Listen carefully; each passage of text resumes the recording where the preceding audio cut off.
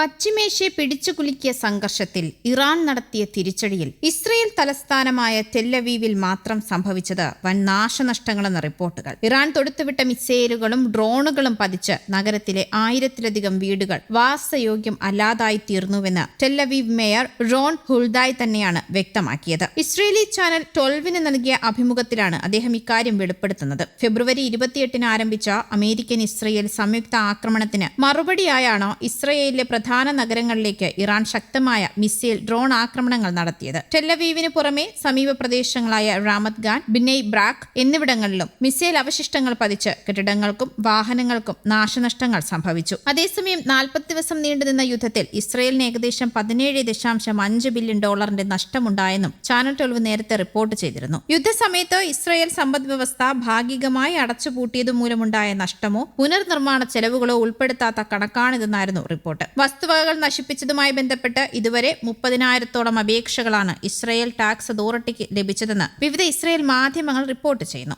ഇതിൽ 18,408 കെട്ടിടങ്ങളും 6,617 വാഹനങ്ങളും ഉൾപ്പെടുന്നു. കഴിഞ്ഞ ജൂണിൽ ഇറാനുമായി 12 ദിവസം നീണ്ടുനിന്ന യുദ്ധത്തിൽ ബിസിനസ് സ്ഥാപനങ്ങൾക്കുള്ള നഷ്ടപരിഹാരമായി ഏകദേശം $753 ദശലക്ഷം ചിലവായതായി ഇസ്രയേലി സാമ്പത്തിക വെബ്സൈറ്റായ കാൽക്കലിസ്റ്റ് കഴിഞ്ഞ ആഴ്ച റിപ്പോർട്ട് ചെയ്തിരുന്നു. ഏപ്രിൽ 8 താൽക്കാലികമായി വെടിനിർത്തൽ പ്രഖ്യാപിച്ചെങ്കിലും യുദ്ധം തകർത്ത സമ്പദ് വ്യവസ്ഥയെ പുനരുജ്ജീവിപ്പിക്കുക എന്നത് ഇസ്രയേലിന് വലിയ വെല്ലുവിളിയാണ്. പുനർനിർമ്മാണ പ്രവർത്തനങ്ങൾക്കും ബിസിനസ് നഷ്ടങ്ങൾക്കുമുള്ള തുക കൂടി കണക്കിലെടുത്താൽ യുദ്ധത്തിന്റെ ആകെ ചിലവ് ഇനിയും ഉയരുമെന്ന് ധനമന്ത്രാലയം വിലയിരുത്തുന്നുമുണ്ട്. അതേസമയം കരാറിൽ ഒപ്പുവെക്കാതെ ഇറാനുമേൽ ഏർപ്പെടുത്തിയ നാവിക ഉപരോധം പിൻവലിക്കില്ല എന്ന് US പ്രസിഡന്റ് ഡൊണാൾഡ് ട്രംപ് പറഞ്ഞു. കഴിഞ്ഞ ഒരാഴ്ചയായി തുടരുന്ന ഉപരോധം ഇറാന്റെ സമ്പദ് വ്യവസ്ഥയെ പൂർണ്ണമായി തകർക്കുകയാണെന്നും തന്റെ സോഷ്യൽ മീഡിയ പ്ലാറ്റ്ഫോമായ ട്രൂത്ത് സോഷ്യലിൽ ട്രംപ് കുറിച്ചു. യുദ്ധം അവസാനിപ്പിക്കാനുള്ള സമാധാന ചർച്ചകളുടെ 2ാം ഘട്ടം പാകിസ്ഥാനിൽ നടക്കാനിരിക്കുകയായിരുന്നു ട്രംപിന്റെ പ്രഖ്യാപനം. ഞാനൊരു യുദ്ധം ജയിക്കുകയാണ്. ഒരുപാട് കാര്യങ്ങൾ നന്നായി പോകുന്നു. നമ്മുടെ സൈന്യം അത്ഭുതകരമായ പ്രകടനമാണ് കാഴ്ചവെക്കുന്നത്.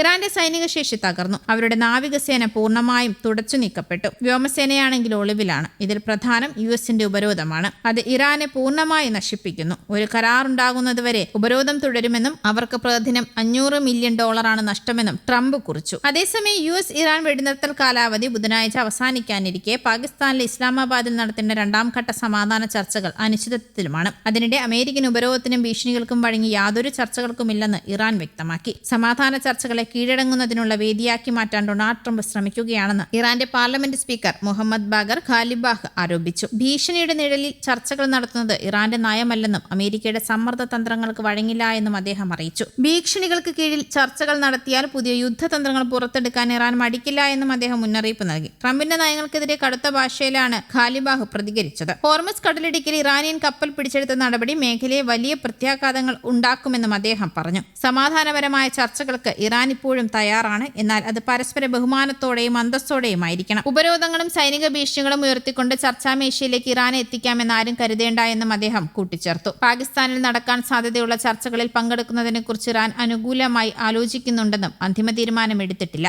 2 ആഴ്ചത്തെ വെടിനിർത്തൽ കാലാവധി അവസാനിക്കുന്നതിന് മുൻപ് ചർച്ചകൾ നടത്താനാണ് നീക്കം നടക്കുന്നത്. എന്നാൽ അമേരിക്ക വെടിനിർത്തൽ കരാർ ലംഘിക്കുകയാണെന്നും ഇറാനിയൻ തുറമുഖങ്ങൾ ഉപരോധിക്കുന്നത് നയതന്ത്ര നീക്കങ്ങൾക്ക് തടസ്സമാണെന്നും ഇറാൻ വിദേശകാര്യമന്ത്രി അബ്ബാസ് അരാഗ്ചി അറിയിച്ചു. News desk Kerala Kaumudi.